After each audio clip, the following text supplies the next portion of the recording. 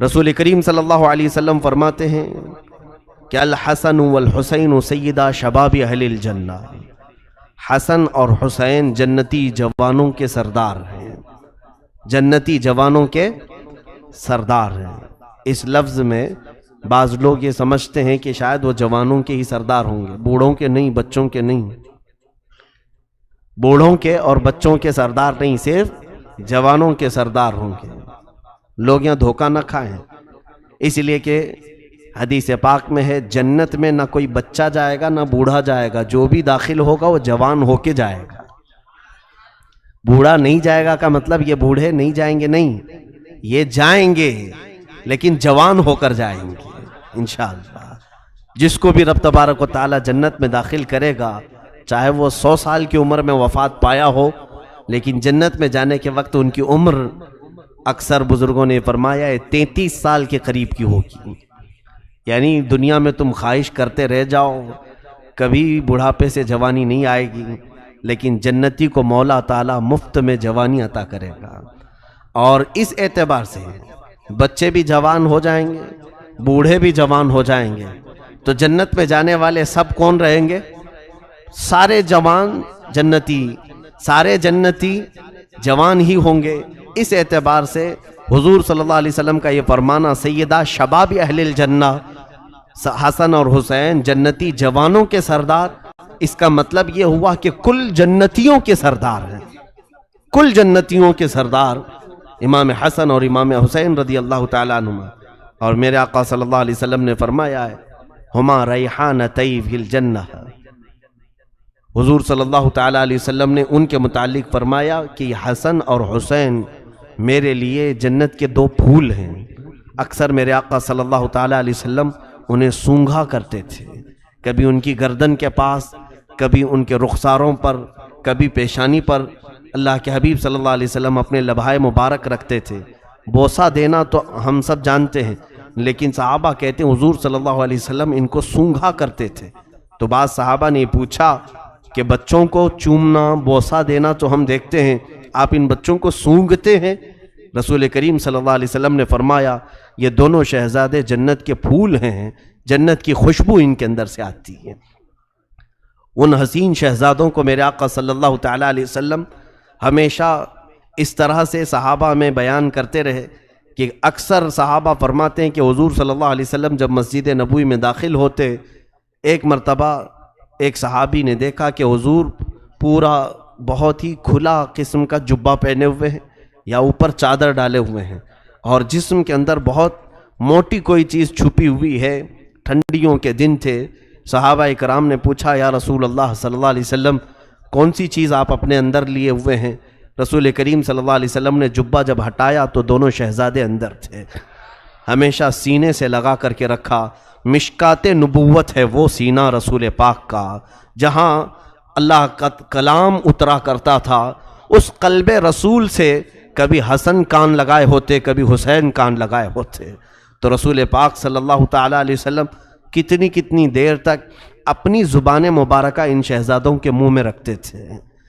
اکثر حضرت فاطمہ فرماتی ہیں کہ کبھی بھوک کی شدت ہمارے گھر میں ہوتی، فاقہ ہوتا، تو میں دونوں شہزادوں کو لے کر کے حضور کے گود میں دے آتی۔ رسول کریم صلی اللہ تعالیٰ علیہ وسلم ان دونوں شہزادوں کے منہ میں اپنی زبان رکھتے، پھر بچے رونا بھی بند کرتے، کبھی کوئی چیز کھانے کی یا پینے کی طلب نہ کرتے۔ کیسے طلب کریں گے؟ ساری دنیا کا خزانہ جو وہ اپنے لبوں سے چوس رہے ہوں۔ سیدنا امام حسن اور امام حسین رضی اللہ تعالیٰ عنہ کو جو نسبتیں حاصل ہوئیں، میں کہتا ہوں پوری دنیا میں کسی کو ایسی نسبتیں حاصل نہیں ہوئی۔ انبیاء کرام علیہ السلام کے بعد رسول کریم صلی اللہ تعالیٰ علیہ وسلم کے گھر والوں سے جس طرح سے حسن و حسین کو نسبتیں حاصل ہیں، ماں کے متعلق میرے آقا نے فرمایا جنتی عورتوں کی سردار ہے۔ باپ کے لیے کہا کہ میں جس کا مولا ہوں اس کا یہ مولا ہے۔ باپ جب پوری کائنات کا مولا، ماں پورے جنتی عورتوں کی سردار، اور خود ان کو اللہ کے حبیب نے جنتی جوانوں کا سردار کہا۔ نانا سید الانبیاء ہیں، کون سی فضیلت ان کی زندگی میں نہیں ہے، کون سی نسبت نہیں ہے؟ اس سے بڑھ کر ان کو نسبتیں اور کیا چاہیے؟ حتیٰ کہ رسول کریم صلی اللہ تعالیٰ علیہ وسلم ایک مرتبہ مدینہ طیبہ کی گلیوں میں حسن و حسین کو کندھوں پر بٹھائے تشریف لے جا رہے تھے، دونوں کندھے پر سوار تھے۔ ایک صحابی کہتے ہیں ہم نے دیکھا تو مسکرائے کہ اللہ کے حبیب صلی اللہ علیہ وسلم کے دوش نبوت پر یہ شہزادے سوار ہو کر جا رہے ہیں۔ صحابہ نے پکار کر کے کہا اے شہزادو، کتنی اچھی سواری تم نے پائی ہے، کتنی اچھی سواری پائی ہے۔ رسول کریم صلی اللہ تعالیٰ علیہ وسلم نے مڑ کر کے ان سے کہا اے لوگوں، صرف سواری کو دیکھ رہے ہو، یہ بھی تو کہو کہ سوار بھی کتنے اچھے ہیں۔ اللہ کے حبیب صلی اللہ علیہ وسلم اپنی تعریف کے ساتھ اپنے شہزادوں کی تعریف کو پسند فرمایا کرتے تھے، اور میرے آقا صلی اللہ تعالیٰ علیہ وسلم ان کے لیے بے قرار بھی ہوا کرتے تھے۔ اکثر ایسا ہوا ہے کہ سیدہ زہرا فرماتی ہیں ایک مرتبہ حسن و حسین گم ہو گئے، مل ہی نہیں رہے تھے، میں گھبرائی ہوئی تھی، پریشان تھی، رسول کریم صلی اللہ تعالیٰ علیہ وسلم کے پاس دوڑ کر آئی، کہا کہ حسن و حسین صبح سے نہیں نظر آ رہے۔ اللہ کے حبیب صلی اللہ علیہ وسلم نے بڑی اطمینان کا اظہار کیا، کہا کہ میرے ان دو بچوں کو ابھی کچھ نہیں ہوگا، کوئی کچھ گزن نہیں پہنچائے گا۔ خود اٹھے اور چلتے ہوئے ایک مدینہ طیبہ کے قریب درخت کے پاس گئے تو فرماتے ہیں حضرت فاطمہ زہرا رضی اللہ تعالیٰ عنہ، دونوں بچے آرام سے سوئے ہوئے ہیں اور دو فرشتے ان پر پروں سے سایہ کیے ہوئے ہیں۔ وہ بچپن سے فرشتوں کی چھاؤں میں سونے والے ہیں، جن کے گھر میں جبرائیل بے اجازت نہ آئیں، ان کی نسبتوں کو، ان کی سعادتوں کو، ان کی فضیلتوں کو بھلا دنیا میں کون بیان کر سکے گا؟ کس زبان سے ہو بیان مدح خان اہل بیت؟ میرے عزیزوں، رسول کریم صلی اللہ تعالیٰ علیہ وسلم کے ان شہزادوں کی فضیلت اس سے اندازہ کریں آپ۔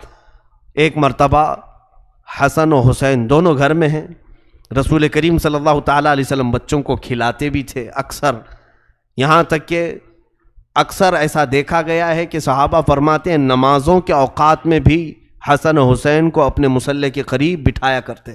جب رسول پاک صلی اللہ علیہ وسلم خطبہ دے رہے ہوتے، دونوں شہزادے ایک ایک پاؤں پکڑ کر کے بیٹھے ہوتے تھے۔ حضور کے خطبہ دینے کے وقت دونوں شہزادے حضور کے قدموں کو پکڑ کر بیٹھے رہتے تھے ممبر پر۔ ایک مرتبہ حسن و حسین رضی اللہ تعالیٰ عنہ، چھوٹی سی عمر ہے، ان کی عمر 2.5 سال 3 سال کے قریب ہوگی، دونوں کھیل رہے ہیں گھر میں، اور رسول کریم صلی اللہ علیہ وسلم تشریف لائے اور کہا چلو آج ہم تمہاری کشتی کرواتے ہیں، دیکھتے ہیں کہ کون جیتتا ہے، کون کس کو گراتا ہے۔ حسن و حسین رضی اللہ تعالیٰ عنہ دونوں کی کشتی لگائی گئی۔ امام حسن مجتبی عمر میں بڑے ہیں اور امام حسین چھوٹے ہیں۔ حضور صلی اللہ تعالیٰ علیہ وسلم جب کشتی ان کو لڑا رہے تھے تو امام حسن کی سائیڈ لے رہے تھے، امام حسن کی سائیڈ، وہ بڑے ہیں، اور کہہ رہے تھے حسن حسین کو یہاں سے پکڑو، حسین کو ادھر سے پکڑو۔ یہ باتیں دیکھ کر کے فاطمہ زہرا رضی اللہ تعالیٰ عنہ قریب آئی، کہا ابا جان یہ کیسا معاملہ ہے، آپ بڑے کی سائیڈ لے رہے ہیں، حسین چھوٹے ہیں عمر میں، عموماً لوگ چھوٹوں کا ساتھ دیتے ہیں، گھر میں کھلاتے بھی ہیں تو چھوٹوں کی طرف اور ان کے سائیڈ میں بات کرتے ہیں۔ حضرت فاطمہ سے رسول پاک نے فرمایا فاطمہ تم نہیں دیکھ رہی، میں ادھر سے حسن کی سپورٹنگ کر رہا ہوں اگرچہ، لیکن ادھر حسین کو جبرائیل تھامے ہوئے ہیں، ادھر جبرائیل حسین سے کہہ رہے ہیں کہ حسین ادھر پکڑو ادھر پکڑو۔ وہ گھرانہ کیسا ہوگا جہاں سید الانبیاء ایک شہزادے کو تھامے اور سید الملائکہ دوسرے شہزادے کو تھامے؟ دنیا نے ایسا کوئی گھر دیکھا ہوگا آج تک؟ دنیا نے آج تک ایسا کوئی گھرانہ دیکھا ہو؟ اور ان دونوں شہزادوں کی دل آزاری مولا کو بھی پسند نہیں تھی، رب ذوالجلال ان دونوں شہزادوں کی دل آزاری کو پسند نہیں فرمایا۔ اس کی بھی ایک روایت ہمیں ملتی ہے، یہ دونوں شہزادے اپنی اپنی تختیوں میں لکھ کر کے لائے اچھی تحریر کس کی ہے دیکھنے کے لیے۔ وہ جگہ آج بھی مدینہ طیبہ میں زیارتوں کے لیے دکھاتے ہیں کہ ان کا مسابقہ ہوا تھا، کمپٹیشن ہوا تھا، امام حسن اور امام حسین نے تختیوں پر اپنے ہاتھوں سے کچھ لکھا، سیدہ کے پاس آئے اور کہنے لگے امی بتائیں میری تحریر اچھی ہے، میری رائٹنگ اچھی ہے کہ ان کی رائٹنگ اچھی ہے؟ ماں نے دونوں شہزادوں کو دیکھا، دونوں شہزادوں میں کسی ایک کی اچھی بولوں دوسرے کا دل ٹوٹ جائے گا، کسی کے بھی متعلق کہوں۔ انہوں نے کہا کہ یہ فیصلہ اپنے ابا سے کروا لو، علی مرتضیٰ کے پاس۔ دونوں شہزادے وہاں آئے، حضرت علی سے پوچھا تو انہوں نے دیکھا دونوں شہزادوں کو، کس کی اچھی کہوں؟ اگر حسین کی کہوں تو حسن کا برا نہ لگ جائے، حسن کی تحریر کو اچھی کہوں تو حسین کا دل چھوٹا نہ ہو جائے۔ حضرت علی مرتضیٰ نے کہا شہزادوں یہ فیصلہ بڑا گمبھیر ہے.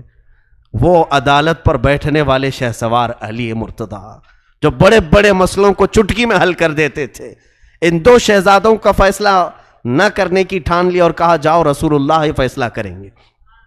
میرے آقا صلی اللہ علیہ وسلم کے پاس حاضر ہوئے. اللہ کے حبیب صلی اللہ علیہ وسلم نے بھی یہی دیکھا اور پھر آپ کے دل میں بھی یہی خیال آیا. رسول کریم صلی اللہ علیہ وسلم ان شہزادوں کا اتنا خیال کرتے تھے. ظاہر سی بات ہے رسول پاک صلی اللہ تعالیٰ علیہ وسلم نے اپنے سگے بیٹے کو ان شہزادوں پر قربان کیا ہے. حضور کے بیٹے تھے حضرت ابراہیم جو حضرت امام حسین کے ساتھ ہی پیدا ہوئے تھے. دونوں شہزادوں کو لے کر حضور گھر پر بیٹھے تھے. جبرائیل آئے اور کہا کہ ان میں سے آپ کسی ایک ہی کو رکھ سکتے ہیں. اللہ کی منشا یہ ہے کہ یا تو ابراہیم اپنے بیٹے کو رکھیں یا حسین کو. حضور صلی اللہ علیہ وسلم نے فرمایا کہ میں ابراہیم پر حسین کو ترجیح دیتا ہوں، میں اپنے بیٹے کو قربان کرتا ہوں. 3 دن کے بعد حضرت ابراہیم کا انتقال ہو گیا، حضور کے بیٹے کا. کیونکہ ابراہیم کے انتقال پر حضور کو غم تو ہوگا لیکن حسین کے انتقال پر پورے اہل بیت کو غم ہوگا. فاطمہ بھی روئیں گی، علی بھی، اور رسول پاک صلی اللہ علیہ وسلم کو بھی. تو اس حسین کا دل کیسے توڑے میرے آقا؟ رسول کریم صلی اللہ تعالیٰ علیہ وسلم نے بارگاہ رب العزت میں اس فیصلے کو پہنچا دیا. اے رب ذوالجلال اس فیصلے کو تو بہتر انداز میں فرما دے. دونوں بچے آج چھوٹی چھوٹی سی تختیاں لے کر کے آ گئے، پوچھ رہے ہیں کہ میری تحریر اچھی ہے، میری رائٹنگ اچھی ہے کہ اس کی رائٹنگ اچھی ہے. رسول خدا صلی اللہ علیہ وسلم نے بھی اس وقت ان دونوں کے لیے کسی ایک کا فیصلہ نہیں فرمایا. کہا شہزادوں رکو، میں اللہ کے حضور اس مسئلے کو اٹھاتا ہوں. رب تبارک و تعالیٰ کے حضور جب یہ سوال ہوا، اللہ عز و جل نے جبرائیل امین سے کہا اے جبرائیل جنت سے ایک سیب لے جاؤ، اوپر سے گراؤ، جس کی تختی پر گر جائے اس کی تحریر اچھی ہے. کیا یہ فیصلہ منظور ہے؟ سب منظور ہے. وہاں فاطمہ بھی تھیں، علی مرتضیٰ بھی تھے، رسول پاک صلی اللہ علیہ وسلم بھی. وہ جگہ مدینہ طیبہ میں آج بھی ہے، کھلا سا میدان ہے. دونوں تختیاں لے کر کھڑے تھے. جبرائیل امین جنت سے ایک سیب لائے، اوپر سے گرایا. میرے خدا ذوالجلال کی شان یہ ہے کہ سیب 2 ٹکڑوں میں بدلا، آدھا اس تختی پر آدھا اس تختی پر گرا. مولا کو بھی یہ منظور نہیں تھا کہ کسی ایک کا دل ٹوٹے. ان شہزادوں کی دل آزاری رب نے بھی پسند نہیں کیا. تو یہ وہ شہزادے رسول پاک صلی اللہ علیہ وسلم کے گھر میں پروان چڑھے. یہاں تک کہ صحابہ اکرام رضوان اللہ تعالی علیہ مجمعین بے حد تعظیم کیا کرتے تھے ان شہزادوں کی اور حد درجے احترام کیا کرتے تھے. صحابہ فرماتے ہیں کبھی کبھار یہ رسول کریم صلی اللہ تعالی علیہ وسلم نماز پڑھا رہے ہوں اور نماز کے دوران یہ اپنے گھر سے چلے آتے اور کبھی کسی نے ان کو روکا نہیں، حضور کے مصلی پر آ جاتے. حتیٰ کہ ایک بار امام حسین حضور کی پیٹھ پر سوار ہوئے، سجدہ خوب لمبا ہوا. اللہ کے حبیب صلی اللہ علیہ وسلم نے سر نہیں اٹھایا کہ حسین گر نہ جائیں، حسین گر نہ جائیں. میرے آقا صلی اللہ علیہ وسلم ان کے بچپن میں اتنا خیال فرمایا کرتے تھے. ایک بڑی حکمت کی بات مجھے نظر آتی ہے، میں نے اس سے قبل بھی اس چیز کو عرض کیا تھا کہ مدینہ طیبہ میں مجھے بات یاد آتی ہے چند سالوں پہلے. عام طور پر ہم جب حاضری دیتے ہیں تو حضور کے قدموں کی طرف، پیچھے کے طرف جالیوں کے جو لوگ سب سلامی پیش کرتے ہیں آگے کی طرف، پیچھے کا مقام پیچھے کی طرف جگہ ایسی ہے کہ قبلہ بھی اسی طرف ہے، حضور کی جالیاں بھی اسی طرف ہے. تو وہاں کوئی موڑتا نہیں ہے کہ ادھر مڑ جاؤ دعا ادھر کرو. نماز پڑھتے پڑھتے ایک بار ایسا خیال آیا کہ اتحیات پڑھ رہا تھا، تو جب اتحیات میں ہم پہنچے السلام علیکہ ایھا النبی، اے نبی آپ پر سلامتی ہو. سچ بتاؤں میں آپ کو عرض کر رہا ہوں کہ یہاں نماز پڑھتے پڑھتے اتحیات ایسی گزر جاتا ہے، وہاں ایک عجیب سی کیفیت طاری ہوئی کہ جب ہم یہ کہہ رہے ہیں اے نبی آپ پر سلامتی ہو اور جالیاں سامنے ہوں، ویسی نماز کا، اس نماز کا لطف پھر کبھی زندگی میں ملا نہیں کہ رسول کریم صلی اللہ علیہ وسلم سامنے ہوں اور پھر ہم سامنے مخاطب کر کے حضور کو سلام کر رہے ہیں نماز میں. اب یہاں پر ایک بات یاد آتی ہے، صحابہ اکرام کا معمول یہ تھا کہ ان سے پوچھا جائے کہ یہ چھوٹے سے ننھے سے بچے نمازوں میں سامنے آ جاتے تھے، ہمارے بچے آئیں تو تھپڑ مار کر کے نکال دیے جائیں مسجدوں میں. نمازوں میں خرابی پیدا کریں گے تو ہوں، لیکن حسنین کریمین چھوٹی عمر میں جب صفوں میں سامنے آتے تو صحابہ خوش ہو جاتے تھے، صحابہ انہیں ہٹاتے نہیں تھے۔